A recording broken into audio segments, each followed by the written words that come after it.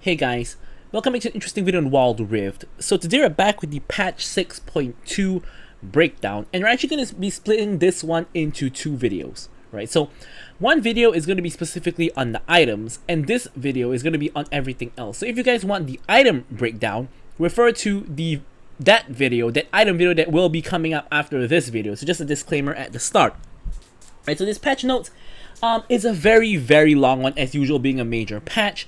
And they did actually come out quite some time ago, like nearly a day ago at this point, but I was quite swamped by work yesterday, so we're gonna have to cover it today. And the patch is already live, so I've actually already hopped in. Haven't played a game yet, but I kind of taken a look around the interface and went through some of the tutorials, so I actually kind of know a little bit more, so maybe give a little bit of better insights as to, you know, what exactly is going on, right? So let's first get started with the new champion Aurora. So Aurora, of course, is a very popular champion in League PC, seen very often in pro play, and it seems like a pretty fun champion, but is less than a year old on PC, right? So the previous record is Zeri for coming to Wild Rift, which was about a year plus. So Aurora is now the fastest champion to come from PC to Wild Rift, of course not including Akshan, and I believe it was Mbessa. Yeah, I think it's Akshan, Mbessa, and Seraphine, if I'm not wrong, came out at the same time as PC. So not counting those, Aurora is the fastest, right? So probably, as usual, is going to be probably broken. Probably going to be one-shotting everybody as release champions do. But we'll see. So they introduced a new player behavior system, supposedly to punish the people who misbehave in the game, like people who are inting, people who are swearing, things like that. Now, I'm not going to comment too much on this because we're going to have to wait and see if it actually works, which it may or may not. So I'm going to reserve my comments for the future. And the new rank skin is going to be Galio. So the new Wild Pass skin is actually Lilia. And now they actually kind of changed the Wild Pass system a bit, right? So basically, you're going to get an exclusive emote if you collect 7 things from the Wild Pass. I've seen it, it's not too difficult to collect. If you normally spend your tickets the way you normally spend them, you probably are going to get it pretty easily. And you're also going to get like a new chest where you can basically select what you want from the chest out of these skins, and it's going to be easier to get the skin that you want. Now, of course, personally, I already have all of them because I bought all of the Wild Passes, but for people who missed out on Wild Passes or just want that specific skin, it's going to be a lot easier to get it. And also, they basically optimized the Wild Pass a lot by making the missions easier to complete and applicable to more game modes, because previously some of them were focused on, like, for example, the Skull Crab mission was really irritating because you basically had to play normals or rank to complete that one, but now I'm assuming they removed that. I didn't actually check it, but probably it's going to be gone.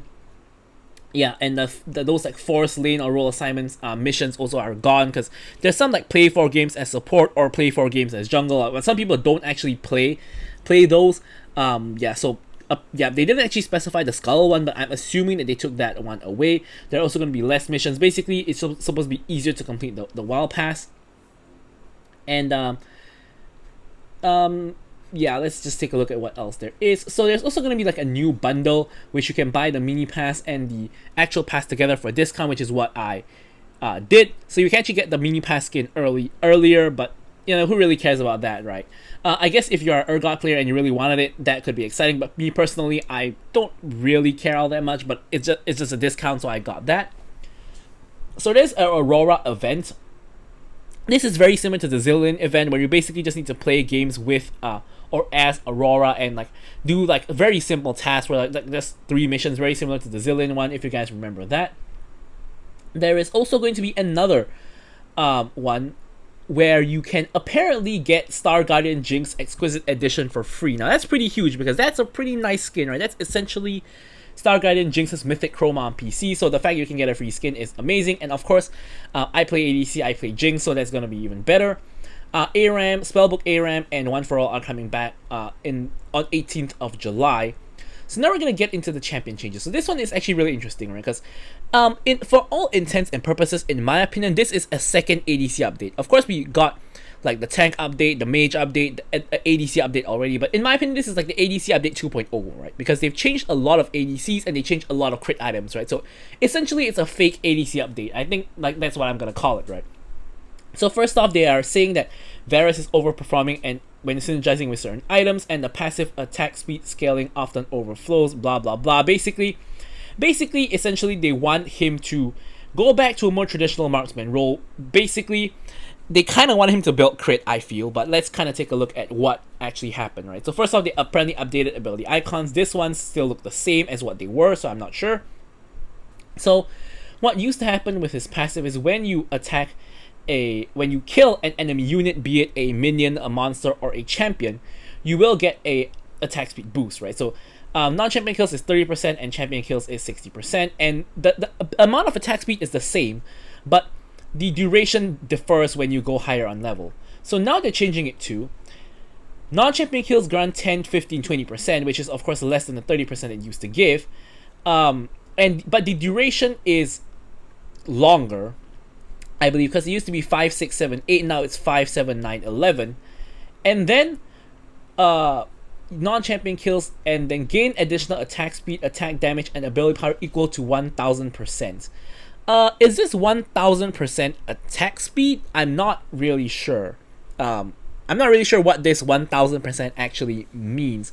Gain additional attack speed, attack damage, and ability power equal to 1000%. Yeah, I really kind of don't know what this means. 1000% of 20% or 15 or 10%. Yeah, this is kind of really unclear because 1000% seems like a huge number. But if it's 1000% of like 10, it's yeah, I don't know, like, you know, it's math, right? But yeah, I can't really evaluate this one because I don't really know what it refers to. The phrasing is kind of weird, but yeah, but it says gain attack speed equal to 1000% attack speed. That doesn't really make sense. I don't really know what this is. I'm gonna have to test it out in game, let you guys know. But seemingly you gain attack speed for a longer duration but less attack speed. I'm not sure if that's a good change. This one, of course, is gonna make or break it, I think, because getting attack damage and ability power from your passive is probably going to be a good thing, unless it's a negligible amount. Alright, so his piercing arrow Q, attack arrow damage and blight explosion damage increases from 0 to 50%, increases the charge time. Now, the reason why they're adding this in is basically, okay, before we cover that, right, let's take a look. So the damage is going from like 20, 70, 120, and 170 plus 125 AD to now a higher base amount. Right, higher base amount, and then the AD is now scaling, right? So in the early game, this is going to be a little bit worse, I think, because the base damage will kind of make up the scaling. So I think it's actually a bit better. So it's a bit better, I think, throughout, because your base damage is going to make up for the percent loss that you have. So in the end, it's going to be roughly the same, I think, just on first glance. But basically, this is basically just a buff, right? Because basically now when you charge it up, you're gonna get increased damage, right? Of course, you already got that increased range previously, but now you're getting increased damage as well, right? So they want to encourage you to get a full charge of your arrow. So I believe this is because they realize that most people are tapping the arrows, right? So whether you go for like, normally most builds kind of go for like AP or like lethality, they like to just tap the Q to just pop the 3 blight stacks. So the main reason you use your Q is to trigger your W damage instead of actually using Q as a damage tool. So I believe they want to actually make you use Q as a, you know, more important damage tool, which basically means that item builds like lethality is going to be really good because you're going to full charge your Q and start launching it into the enemy team. In fact, even any Varus build is probably going to be better as long as you charge your Q at least a little bit. So overall, it's just a buff, right? So now his W, Blighted Quiver, when you detonate champions or epic monster jungle camps blight stacks, reduce the base ability cooldown by 13%. So if you pop 3 blight stacks, you're gonna reduce the cooldown on W by 39%. Obviously, that's just a huge buff. Detonating 1 stack of blights detonating 1 stack of blight deals a maximum of 120 damage to jungle camps. So basically, they're capping the damage you deal to jungle camps. I believe this is just to nerf a jungle Varus, which some people actually do play jungle Varus. So jungle Varus is pretty much going to be out of the picture, I guess, with this modifier. So the attack damage on hit is going up and scaling with AP. So remember that Varus also gets AP damage just from auto-attacking people because of his W. So this is that. Some people didn't even know that, but yeah, you're getting more on-hit damage with AP Varus. Detonating the blight stacks, the scaling with target max health is actually going down by about a percentage, 1.5% at all ranks, but you get extra 0.005% AP ratio. This is basically just a nerf. Obviously, this AP ratio, it barely matters because when it gets to like the 0.0 something percent, it really doesn't matter. Like 0.005% is like negligible, right? So just for a little bit of context, right? Let's pull up a calculator here. So if you have 1,000 AP, right, and you get extra 0.005% of 1,000 AP, that's 0.05 damage, which is irrelevant, right? So this change to the AP ratio does not matter, but the change to the health percent matters. So basically, Varus is gonna be slightly worse against tanks. He's still gonna be good because the dealing 5% max health damage still matters compared to 6.5%, but it's just gonna be a bit worse than what it was, right?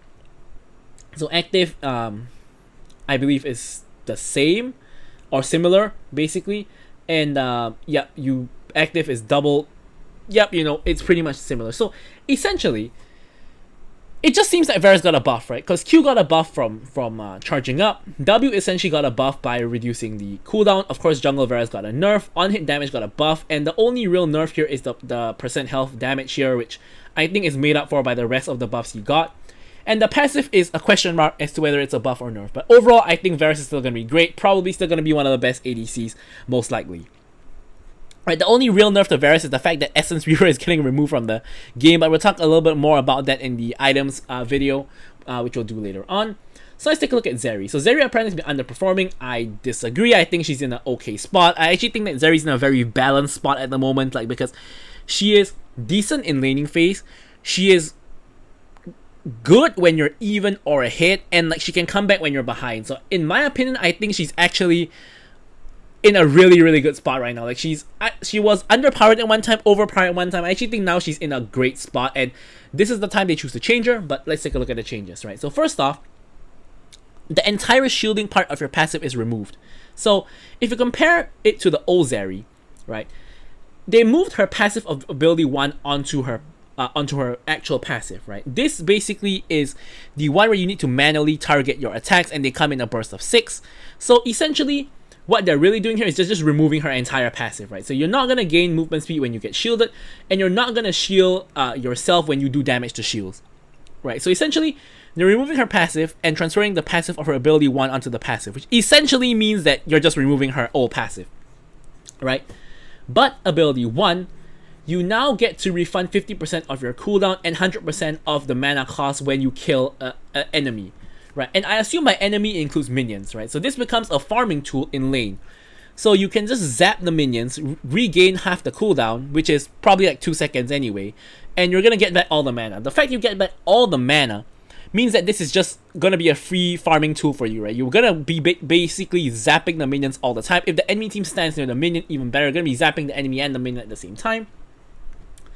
Ultra Shock Laser going from magic damage to physical damage. I see this as a nerf, because the reason for that is that it scales off of AD, actually, and AP as well. But having AP damage in ADC's kit is always good, because it makes it very hard to itemize against them, right? That's one of the reasons why Varus is so good. One of the reasons why Kai'Sa is good, for example, because they're going to be stacking armor, and the fact that your W does magic damage means they can't block magic damage with the armor that they're stacking, right? So that's kind of one of the reasons why magic damage on ADCs is good. So this is a nerf in my opinion. Her E, basically Zeri's getting like a full rework on all her abilities, right? So her E now deals bonus magic damage to the first target hit based on her crit rate. So now you're gonna deal bonus magic damage on your E instead, which I guess is fine, kind of compensating for the nerf onto the W. And it also is gonna scaling off her it's gonna scale off of her crit rate, right? So this basically suggests they're forcing Zeri into building crit. Now I'm sure that people, including myself, are gonna try on hit Zeri like with the Terminus into Runan's kind of build, but essentially I feel this is locking you into building crit, right? Because you're gonna lose out on a lot of scaling if you don't build crit, right? The best way and easiest way Riot can get ADCs to build crit is put crit scaling into their build, right? Now if you don't build crit, the question is, can your damage make up for the scaling that you lose when you don't build crit? In some cases, yes, so you can still build other things, but in a lot of cases, no, you're forced to build crit. right? So Zeri deals damage to target behind first target. Becomes Zeri deals a lot more damage to damage behind the first target. Wow, this is a huge buff. It went from 0 to 80%, and yeah, okay. So it's gonna be a lot better in the early game. Apparently, it's gonna be the same to the late game but this is a huge buff to her E, like on both accounts. Hitting an enemy champion reduces the ability's cooldown by 1 second. Becomes hitting an enemy champion with an attack or an ability reduces the cooldown by 0.5, which is a lot, which is half. But critical strikes reduce the cooldown by 1.5 seconds instead. So once again, forcing Zeri to build crit is just really beneficial for your E if you build crit, right? Essentially. So now your ulti lightning crash. You're going to still have that explosion, and when you hit the enemy champion, you gain 10% movement speed and 30% attack speed instantly. That can bypass our attack speed cap for 5 seconds. So you're gonna get insane amounts of attack speed and movement speed. Not insane, but a lot in the very beginning. Right, so now when you hit someone, you will extend the ability's duration and adds a stack of overcharge for 1.5 seconds. So when you crit, once again forcing you to build crit, you add double the stacks. And each stack grants you movement speed, right? 0.5% movement speed. During this time, you get that triple shot with 25% attack speed, and she can deal bonus magic damage. So another, that was this. This was what it was, right? Yeah, this is what it was, right? So now it becomes, during this time, she gets a faster triple shot to deal 25%. Oh no! So the magic damage is gone. So now it's going to deal physical damage only, right? So the magic damage has gone to her E instead, which I guess is actually better, right? Because your E is going to be, actually it's not better, because I was going to say your E is up more often than your ult, which is true, but your ult is when you want to go all in, right? So when you want to go all in, it's probably better to have magic damage on your ult than your E, but it is what it is. And then you're also not going to get 8 stacks of overcharge instantly for each champion you hit. And yeah, you're not going to get the extension anymore. So it's going to be like the PC version, where basically now you instantly get movement speed and attack speed when you actually ult. And then when you hit someone, it's going to extend the duration of the ulti. And when you crit, you get even more movement speed. And essentially, your ulti can last forever as long as you keep hitting an enemy champion. So in those long team fights, you're going to permanently have ult as long as you can hit, right? So Zeri's going to become a little bit like Swain, right? If Zeri ults, just run away, don't let her hit you, wait for her ult to run out, and then go back in on her, right?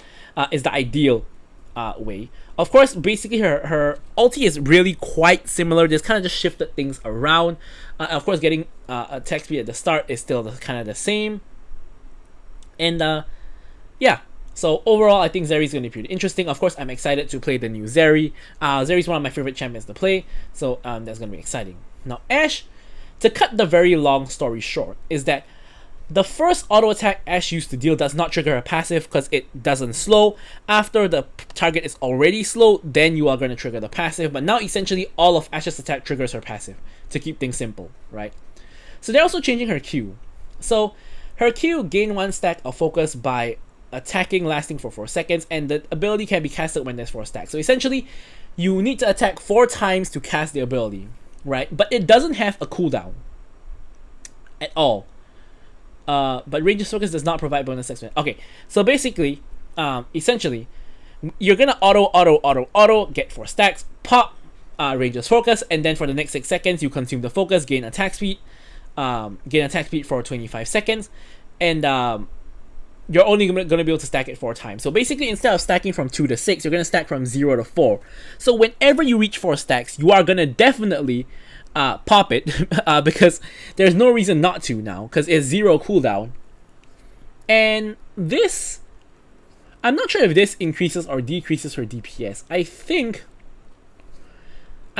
it increases the DPS, because essentially she's just getting a 25% free attack speed every 4 auto attacks for the next 6 seconds, and then you're gonna have to auto attack 4 times again, and then you're gonna trigger it again. So I think it's fine. I think it's quite similar actually, but maybe a little bit easier to use. I'm not too sure.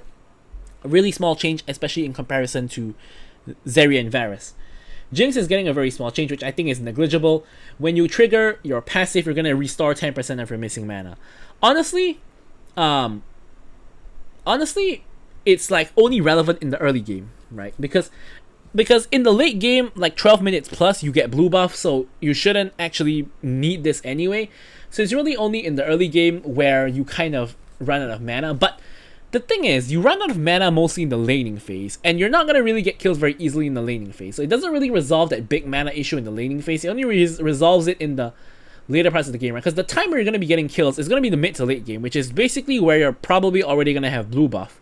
So I think this change doesn't really matter. It seems nice, but it's really not as nice if you really evaluate it as a Jinx player, because it doesn't solve your early game mana issues, and your late game and mid game didn't really have much mana issues in the first place, so it's kind of negligible if you really think about it. Next is MF.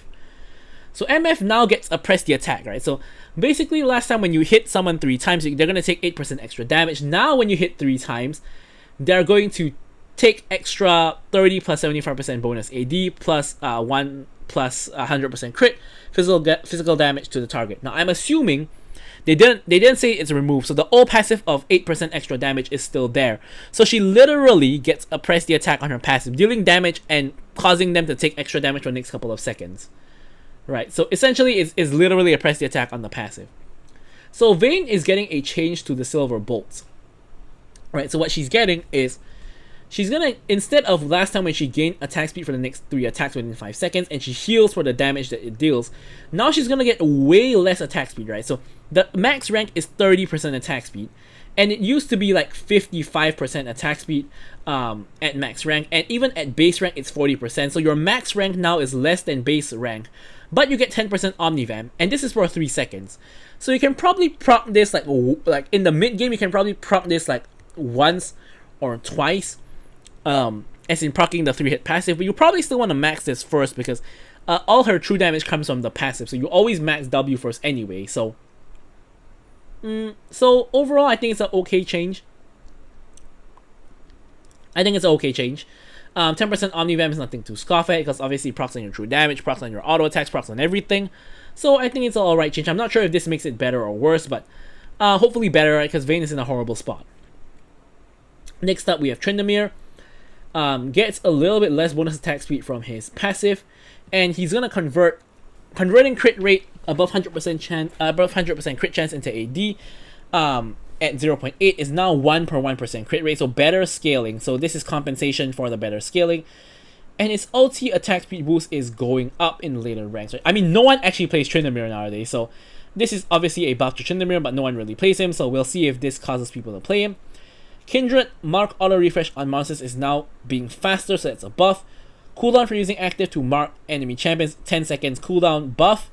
And countdown for marking same champion, 30 seconds buff. Wow, this is a pretty huge buff to Kindred, guys. Like, this mark system is the entire premise of Kindred being a champion, right? Getting marks on monsters faster is great. Having lower cooldown for changing the mark on enemy champions, amazing. And probably the biggest buff is cooldown for marking the same champion is reduced to 2 minutes, right? So normally on Kindred you can kind of camp one champion to farm marks, but you can only do that once every 2.5 minutes. Now changing 2 minutes, that is a significant change. So a big buff to Kindred. Rammus W damage is going up by 2. Why did you need to do that? I think Rammus is already very strong. Of course, I have a biased opinion as an ADC who can basically never kill Rammus, that he's really tanky, but he's getting more damage on his W, and his ult cooldown is going down by 10 seconds. Amazing. I'm gonna be getting ganked by Rammus more often and getting ulted by him now, I guess. So that's no good for me, but I think it's an okay change for Rammus. Overall, quite small buffs. Rakan getting another round of buffs. Now Rakan is a really hard to balance champion for Riot seemingly, because he's either way too OP and needs to be nerfed, or he's way too weak and needs to be buffed. Like, Rakan is getting adjusted very often. So he's getting more base health, shorter cooldown on his passive feathers by a little bit. Q base damage is going up, health regen on Q going up as well. W damage going up. I think W cooldown probably is his most important stat, but W damage going up is pretty nice as well. So overall, a buff to pretty much across the board for Rakan, right? Rakan must be in a weak state right now. In fact, I played Rakan myself. I don't think he's that strong, but Rakan is always kind of going to be good if you are good at him, right? So that's it for the champion changes. As I said, the item changes I'm going to be going through in a separate video. It's a really long list, as you guys can see here. Very long list. And now let's take a look at the Rift changes. So first off, we have the bush changes. So we've adjusted positions of bushes to make it easier, I guess. So Some bushes have also been removed. So the bushes that have been removed is the bushes outside your base. So your base has that little hole in between at the middle of each of your two walls, and it pretty much leads out to that. One of them leads out to a bush that you always have to ward if you're defending the one on red side jungle. That bush is being removed so you don't have to like perma ward that bush to prevent enemies from camping you when you walk out of your base. That's honestly, I think that's negligible to me, right? Because you want that area warded anyway if you're getting pushed into the base, because you want to check the jungle entrance, right? So you probably want that area warded anyway. So to me, it's kind of a meh change, right? So the other bushes that have kind of been changed is, I think at the blue buff, they added an extra bush. And they kind of adjusted the position of the bushes a bit. Also kind of a meh change. Probably the only real big change to the bushes is the river bush, where instead of having the bush at one corner of the river, is now in the dead center of the river and becomes another pixel bush, which is like the very small bush that both teams are gonna fight for to control. So PC kind of had this change, and it didn't really affect things a lot, right? So basically, if you have control ward, you probably want to control ward that bush, and obviously it's gonna be a huge advantage to whoever controls that bush to control the lane. So essentially, whoever controls the lane controls that bush, right? And it's just a new way of controlling the bush. It's really not that big of a change, because when you get used to it, it's just another bush, right? So it's not really that big. Placing a ward in the bush gets a chance to grant you small gold. Who cares? Small fish will gather in the river. When a champion walks by, they scatter. Who cares? Destroying a blast cone may trigger a festival firework. I mean, some people get excited by these Easter eggs. I don't quite care personally, but it's nice if you guys like it. So Enchanted Piggy, this is a new one. 3:30 into the match, the Piggy will spawn at both the Baron and Dragon pits. So it's going to be a very early game, 3-minute 30 objective. Defeating it will grant you gold experience and summons a pig that automatically follows the champion who landed the final blow. And when you approach the enemy turret, the pigs will charge into the turret, dealing true damage. This is, if you guys remember the Hextech Mimics, I think this is similar to Hextech Mimics, right? Where basically you get this piggy that follows you around, and then it's gonna bash into the tower like the Hextech Mimics. And this is gonna be like the early game objective that the bot laners as well as the top laners fight over. So now the interesting thing is that 3 minutes 30, basically no one has a completed item yet, unless you are obscenely far ahead, right? So this will be an interesting objective to fight over. And also the jungle, right? How does the jungle play around this objective? So really, really exciting to have a new objective in the early game. We'll kind of see how it affects the game. I think it'll take a couple of weeks for people to get used to it, and there's gonna be a meta forming around it, obviously, but we'll see how it goes, right? So gameplay tempo adjustments, right? So turrets, right? So turrets plating will now expire at 6 minutes instead of 7:30. Wow, that's a 1 minute 30 seconds decrease, and that's pretty huge. So less time to take turret platings. Resistances are going down at the earlier stages, which is great because I think that towers are a little bit too tanky. Tower turret without plating 25 to 50. What does that mean? Oh, that's when the platings fall, right? So it's gonna actually become tankier when it loses the platings compared to now, right? So wow, okay. Inner turret's base resistances going down. Reward for destroying inner turret is going up by 100. Wow, so that means like you solo split push for like the tier 2 tower gets you more gold now. Team-wide goal for destroying inner turret is going up as well. So inner turret is basically just becoming a more valuable objective. So very good for cross-mapping, for example. Outer mid lane turret attack interval versus minions is going up. So it's going to attack more slowly. That's interesting. Destroying first inner turret grants bonus 100 gold and team-wide bonus 25 gold. So on top of the first tower of the game, there's now a new bonus for first inner tower of the game, which is the tier 2 tower. Interesting. If the first tower of the lane is destroyed before 9 minutes, the lane's inner turret gains a shield for 30 seconds. A little bit of Nexus shield. I think this shield is kind of doesn't really matter because this is just to prevent you from pushing down 2 towers in a row, which I think never really happens very much anyways. Same goes for the inhibitor tower gaining a shield. I think that's kind of just a whatever kind of change. It will matter in some games, but in general it's not going to matter most games is what I'm trying to say. So mid lane minions. Cannon minion is getting squishier, XP is a bit less, armor is going up, magic is going up. So less health, more resistances, right? Not sure how that's going to affect how tanky it actually is, we'll see. Top lane before 6 minutes, top lane minion damage to other minions is going down. A bit for 7 minutes, solo XP share for top laners is going up. Oh, XP share for top lane minions, right? So, wait, who goes to the top lane to share minions? Anyways, global minion scaling after 6 minutes. Down, down. Wait, down, up, up, up.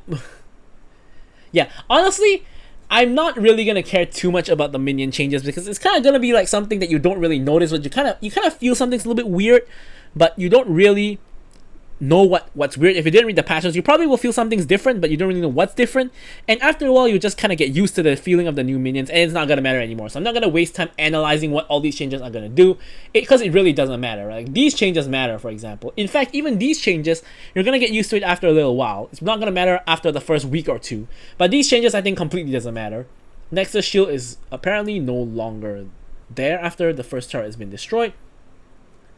At the start of the match, it already gets the shield, and starting from 12 minutes, it will decay and fully disappear by 16. Wow, that is a pretty big change. Now, why is that a pretty big change? Because previously, one of the reasons why you want to take an inhibitor is just to remove the shield so that on your next push, you can end the game. But now, at any point before 16 minutes, if you ever get into a game-ending position, the shield is going to be there. Now, there are instances where you can end the game even when there is the shield, but this is pretty interesting how it's not going to just disappear after a while after you destroy the first tower. Instead, it's going to be there until 16 minutes, where it eventually will disappear. So it's a minor change, but a major change at the same time. Ensemble now going to spawn a little bit later. Is Dragon going to spawn later? Yep, Dragon spawning later as well. So objectives are going 1 minute later now. There is, of course, the 3:30 objective of the Enchanted Piggy. But also take note that 6 minutes means that most people would have completed their items, their first items, by the time this objective happens. Even if you're an ADC who's like behind you, who like got killed once or twice, you probably can still complete the first item. So that is the real significant change of this one. Charge damage to turrets is going down again. So Ensemble getting less and less valuable. Post-charge effect on turrets. Alright, so basically instead of 3 monsters, it's only going to be 1. So it's going to be harder to, easier to defend. And since Enchanted Ensemble no longer grants turret plating goal. What? It doesn't grant turret plating goal? Where does it say that?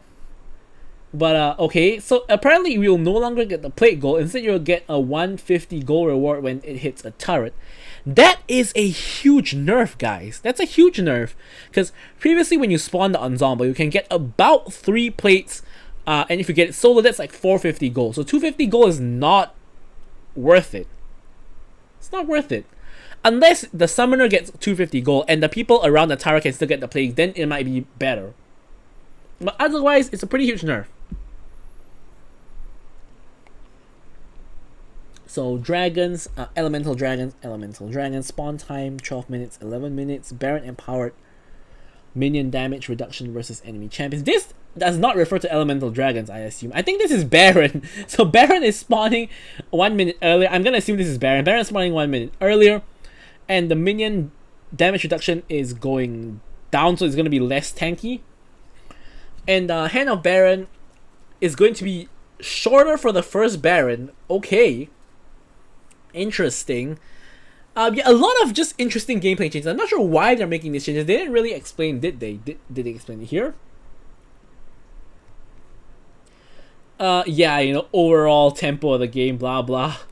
Yeah, okay. Sure. Anyways, Elder spawning 1 minute later now. So basically, dragons are spawning 1 minute later. So is Herald. Baron is spawning a minute earlier, and Elder is spawning a minute later. I guess. Okay, so I guess Baron is spawning a minute earlier, but the first Baron is kind of worse, I guess. So maybe there's gonna be more Baron spawned in total because of that 1 minute. And the burn from the Elder is gonna be stronger. Oh, this is great, right? Buffs now become empowered at 6 minutes, and the team-wide buff share is now 11 minutes. This is amazing. Love that. Objective bounties, lower the bounty for destroying outer tower, it becomes a bounty. Yeah, I mean, you can get this, you can totally get this bounty thing, like just off one good team fight, you get like a bunch of bounties, and you kind of get back into the game. So maybe this kind of does make sense. The Scorpion is gone. Hooray for me, right? I suck at taking the Scorpion, as you guys saw from the video that I did on top lane, but the Scorpion's gone. So Now we're no more scorpions, spells. So TP is now being converted to a summoner spell instead of enchantment. So you can now take TP. You'll teleport to a allied structure, champion, or ward, and you can only teleport to structures in the first 6 minutes of the game. Now I think TP is a lot worse in Wild Rift than PC, and one of the reasons why that's the case is because one of the main uses for teleport in PC is in lane. Most mid laners take TP because when they take a bad trade or whatnot, they can recall and TP to tower. Right? In Wild Rift, this doesn't matter because you can just walk back. The lane is way shorter, so TP is not going to be important for that. TP for cross-map plays is something that could happen, and TP being a spell instead of enchantment is just going to be way better. Why? Because in enchantment, people are going to take QSS, Zhonya's, or other enchants. No one is going to build TP except in very niche scenarios where they need to TP to an objective, right? So you're not going to be able to do that anymore. But I'm not sure who wants to take TP as a spell. I mean, mid laners maybe, top laners maybe. But yeah, we'll see. Smite so Smite is getting the debuff only until 6 minutes instead of 7 minutes for getting less XP and gold from minions. So junglers can farm waves faster, I guess. Weird, but okay. Battlefest Season 2, which is for the for fun game modes. Yeah. Alright, this one's pretty significant, so I'm going to talk about it, right? Ally target lock toggle. So, when enabled, you can designate a controllable ally champion as your priority target, and castable things like heals and shields will prioritize the locked ally. Now, this is pretty huge because when you're playing, for example, you're playing Lulu, right? You want to ult or you want to E your ally, right? But you E or ult the wrong guy because they're standing next to each other, right? So, with this, you can now target the specific guy you want to target and then cast it onto them. This is going to make playing enchanter supports or like certain supports way easier. This is amazing. So yeah, contextual signals. Well, we have this already. It's the kind of thing that when you're low HP and they tell you to like, or like you died, or oops, my bad, kind of thing, or like the share honey fruit thing. Yeah, but anyways, let's see. Group retreat alerts when epic monsters are about to spawn. Buff alerts for. Alright, this is actually useful, right? Because the aspect of Dragon, especially to ping your team not to fight. Smite cooldown, lane opponent missing. Tank this dragon for me. Low status recalling. Okay, interesting, I guess. Alright, okay. Could be useful. Could make communication easier. Grandmaster tiers split into 3 divisions, same as what they did for Master. Defeat site SVP upgrade. Okay, so there's gold, silver, and bronze SVP. Gold and silver SVPs will receive fortitude compensation. Okay, that's interesting. So basically, now when you're at the SVP, you can get either a gold, silver, or bronze ranking. And if you get gold or silver, you're gonna get compensation for the loss, which is nice. New Starlight system. Okay. I don't play legendary rank, so yeah, you get some system where you get more rank, I guess. Okay, so you can remove champion models, 3D, splash out, and more. Okay, because the game is now like over 10 gigs. I think it's like 13, 14 gigs. I'm not sure. It's a huge app, right? So yeah, you can now delete stuff that you don't want. Total number of takedowns used. Okay, it's a little bit late for this, but sure. Collector system upgrade, more tiers for that. I mean, not many people are whales that reach the highest ranks, but for those whales, they are gonna enjoy this one. Role selection system. Alright, this is an interesting one. I read this. So basically now, instead of ranking your 5 positions, you're not only gonna rank the first position, second position, and third position, right? So if you get the third position, you're gonna get a reward or compensation for it rather with weekly limits. So now instead of choosing 5 roles, you're only gonna choose 3, right? So for me, it's probably gonna ADC, mid, and like I don't know, maybe support, something like that. Right, so you're not gonna have to play probably not gonna get the roles that you did not pick at all. Season highest rank display, ranked reset adjustment. Champion mastery score. Yeah, I mean, I don't quite care about this. There's a lot of small systems that I don't really care about, so I'm not going to talk too much about it. Yeah, all these stuff, like, whatever. This is a new skin you can exchange for in the Collected Legends for 40 of those wondrous gems, I believe they're called. I exchanged for it already. So yeah, just another skin, right? Alright, but all that said, now I'm going to be recording the item video. So thank you guys so much for watching this video, and goodbye.